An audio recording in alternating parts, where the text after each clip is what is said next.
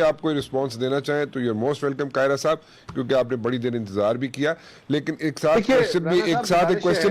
Question भी रख देता हूं ताकि मैं इंटरप्ट ना करूं आपको। क्वेश्चन ये है कि ये जो लॉन्ग रन में अगर देखा जाए तो पीपल्स पार्टी जो है, जो स्टैंस है मियां नवाज शरीफ साहब का, या जो भी उनका मौकफ है, उसके साथ चल सकेगी? देर पा रहेगा आपका ये जो आप लोग साथ मिले हुए, ये देर पा होगा सारा ये वट एवर यू से, जो भी नाम देना चाहें आप इसको।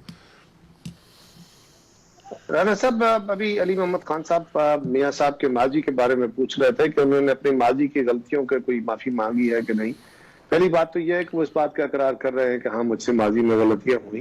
और दूसरी बात यह है कि अली मोहम्मद खान साहब ये कह रहे हैं और हमारे और मियां नवाज शरीफ साहब के इस क्रिटिसिज्म को या इस मौक़िफ़ को सपोर्ट कर रहे हैं, सर्टिफाई कर रहे हैं कि हाँ, पाकिस्तान की सियासत में मदाखलत होती है।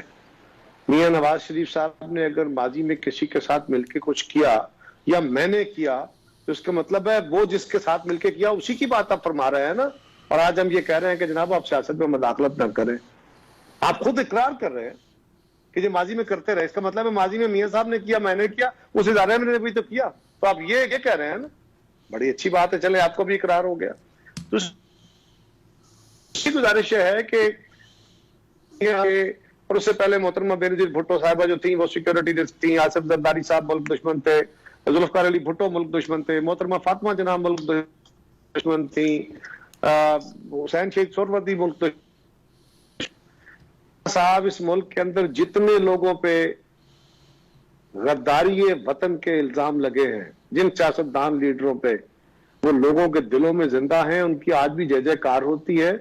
उनके दुनिया से जाने के बाद भी लोग उनके नामों के बजाते हैं और उनके नामों को सलाम करते हैं। और जो फतवे लगाने वाले थे वो तारीख के कूड़ेदान में गुम हो चुके हैं। ये कोई नहीं करेगा शरीफ साहब ने क्या कहा। क्या हिंदुस्तान को पाकिस्तानी फौज के डायरेक्ट मार्शल लॉ लगाने का किस्सा याद नहीं है? क्या हमें पाकिस्तान के अंदर असलम बेग साहब का किस्सा भूल गया? जनरल वहीद काकड़ का किस्सा दुनिया को याद कराना हमने कराएंगे? क्या हम बाकी जो हमीद गुल साहब ने अपनी किताबों में कहा वो भूल जाएंगे? जो असद दुरानी साहब अपनी किताबें लिख रहे हैं वो भूल जाएंगे? उनको किसी सनद की जरूरत है? कोई छुपा हुआ है जो मियां नवाज शरीफ ने कह दिया? मियां नवाज शरीफ ने क्या कहा? मियां नवाज शरीफ जो आज कहा है, हम तो पिछले 50 साल से कह रहे हैं। हम तो कह रहे हैं कि हमें अपनी फौज से बड़ा प्यार है, बड़ा एहतराम है, लेकिन हर इदारे को आइन के अंदर दर्ज जो तरीकाकार है उसके तहत चलना है। आप अपने आईनी तरीकाकार से बाहर मत निकलिए, हम भी ना निकले, अदालत भी ना निकले, मीडिया भी ना निकले। ये मौक़िफ़ हमारा तो पिछले 50 साल का है, आज का नहीं है। लेकिन मियां साहब ने तो बार बार कोशिश की है, इसके बावजूद आज वो इस बात पे खड़े हैं कि पाकिस्तान, एक उन्होंने बयान किया कि माजी में ये होता रहा, अब नहीं होगा, अब नहीं होना चाहिए। ये तल्ख बात है। आप उसको रिबट कीजिए कि उन्होंने ये बात कही, ये कही। इन तीन बातों में से दो गलत हैं, एक गलत है, तीनों गलत है। वो जो फैक्ट्स ऑफ हिस्ट्री हैं, अगर उन्होंने गलत बयान किए हैं तो अब ये। दूसरा, एक वो कह रहे हैं फ्यूचरिस्टिकली कि आगे क्या करना चाहिए। आगे वो कह रहे हैं कि इस मुल्क के अंदर आइन की हुक्मरानी होनी चाहिए और कोई तरीकाकार नहीं है, नहीं चलेगा, हम एक्सेप्ट नहीं करेंगे। तो ये क्या अली मोहम्मद खान साहब आप कहते हैं कि इस मुल्क में आइन के अलावा कुछ होना चाहिए? स्थिति तो यही है ना।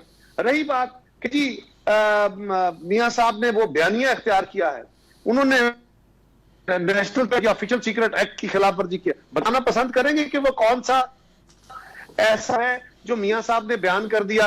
अगर उन्होंने मिसाइल्स का कहा तो मैं तो रोज कहता हूं मेरी कायद मिसाइल थी, हमने मिसाइलों के तजर्बे किए हैं, ये किसी के इकरार की बात है। हमने दुनिया को बताया कौन कौन से मिसाइल है। हर 4-6 महीने बाद हम नया एक चीज नई इजाद करते हैं या नया चीज कायरा साहब थोड़ी सी हमने एटम बम बनाया, उसमें मुख्तलिफ चीज थी। लेकिन anyways I would like Ali Mohammad साहब के अगर वो रिस्पॉन्स करना चाहें इस बात पे।